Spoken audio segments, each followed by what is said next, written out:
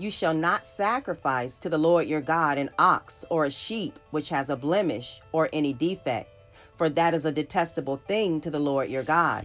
If there is found in your midst, in any of your towns, which the Lord your God is giving you, a man or a woman who does what is evil in the sight of the Lord your God, by transgressing his covenant, and has gone and served other gods and worshipped them, or the sun or the moon, or any of the heavenly host, which I have not commanded, and if it is told you, and you have heard of it, then you shall inquire thoroughly.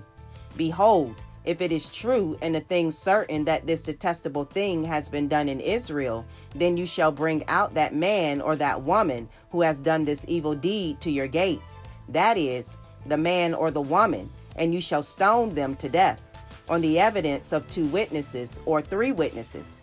He who is to die shall be put to death. He shall not be put to death on the evidence of 1 witness.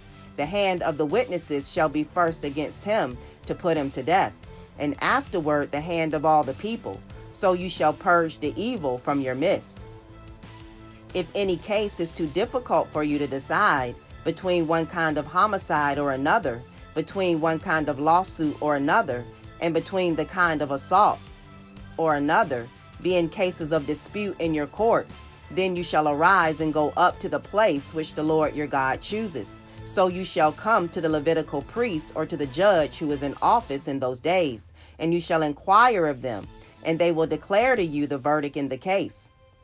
You shall do according to the terms of the verdict which they declare to you from that place which the Lord chooses, and you shall be careful to observe according to all that they teach you, according to the terms of the law which they teach you, and according to the verdict which they tell you, you shall do. You shall not turn aside from the word which they declare to you, to the right or to the left. The man who acts presumptuously by not listening to the priest who stands there to serve the Lord your God, nor to the judge, that man shall die. Thus you shall purge the evil from Israel. Then all the people will hear and be afraid, and will not act presumptuously again. When you enter the land which the Lord your God gives you, and you possess it and live in it, and you say, I will set a king over me like all the nations who are around me, you shall surely set a king over you, whom the Lord your God chooses. One from among your countrymen you shall set as king over yourselves. You may not put a foreigner over yourselves who is not your countryman. Moreover, he shall not multiply horses for himself, nor shall he cause the people to return to Egypt to multiply horses, since the Lord has said to you, you shall never again return that way.